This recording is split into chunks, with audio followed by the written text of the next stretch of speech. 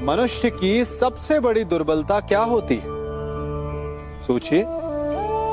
धन, प्रेम, अहंकार।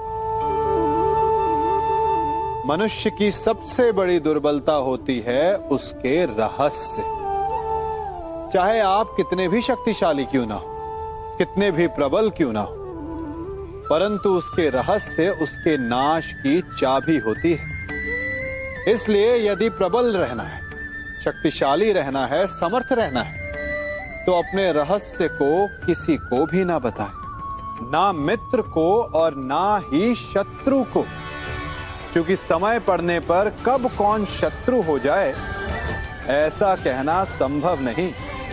विभीषण को रावण के अमृत कुंड का ज्ञात था, इसीलिए प्रभु श्री राम रावण का वध करने में सफल हो सके।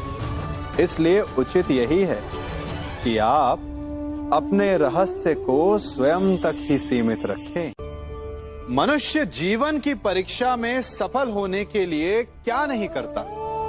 वो परिश्रम करता है, दौड़ भाग करता है, और ये सब करने के पश्चात भी जब उसका काम नहीं बनता तो वो नकल करता है ना? तनिक लौटिए अपने बचपन में, स्मरण कीजिए अपने बचपन की स्मृतियों का। क्या स्मरण हुआ? विद्यालय में जब आप परीक्षा देने जाते थे तो क्या होता था? आप ना सहे, परंतु कोई ना कोई सफलता पाने के लिए नकल करता ही था और उत्तीर्ण भी हो जाता था, है ना? परंतु जीवन की परीक्षा ऐसी नहीं होती। नकल करने वाला सफल नहीं होता। कारण विद्यालय में सबके प्रश्न पत्र एक होते थे, परंतु जीवन के प्रश्न पत्र और उनकी कठिनाई सबके लिए भिन्न होती, तो निश्चित रूप से उनके उत्तर भी भिन्न होंगे ना। इसलिए यदि आपको जीवन में सफलता पानी है तो नकल ना कीजिए, स्वयं के प्रश्नों का उत्तर स्वयं ढूंढिए और सफलता आपकी ही होगी।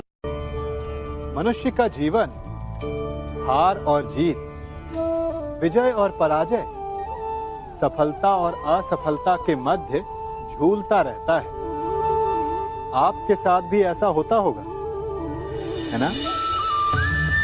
जब आप सफल होते हैं, किसी चुनौती पर विजय पाते हैं, तो मन प्रसन्नता से आनंद के उपवन में झूमने लगता है, और जब आप असफल होते हैं तब मन दुख और पीड़ा के सागर में डूबने लगता है।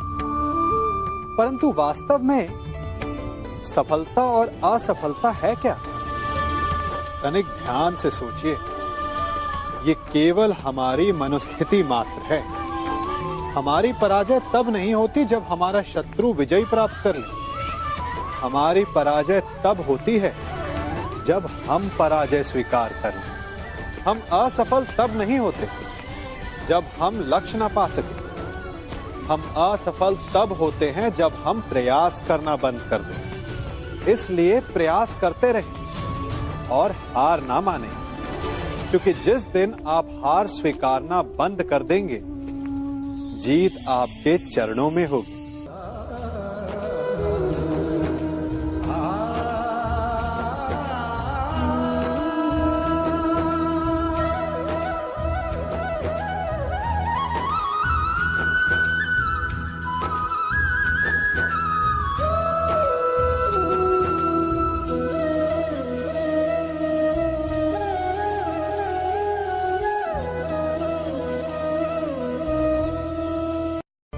आप सबने बरगद के वृक्ष को तो देखा ही होगा। क्या आपको ज्ञात है, बरगद के वृक्ष के बीज का आकार राई से भी छोटा होता है, परंतु बरगद का वृक्ष संसार के महाकाय वृक्षों में जाना जाता है।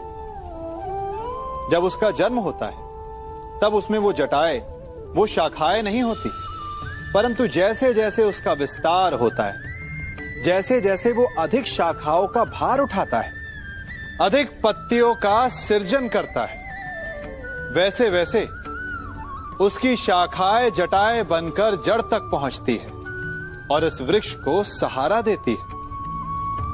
ये जीवन का बहुत महत्वपूर्ण पथ है। बिना लोभ लालच शुभ कार्य करें, अन्य लोगों की सहायता करें। धीरे धीरे आपने जिनकी सहायता की वो आपके सहायक बनते जाएंगे, आपकी जड़ों को और बलशाली बनाएंगे, आयु मान और आकार बढ़ाएंगे। सहजीवन, सहायता और निष्काम कर्म आपको मृत्यु के पश्चात भी मरने नहीं देगा, आपको अमर रखेगा।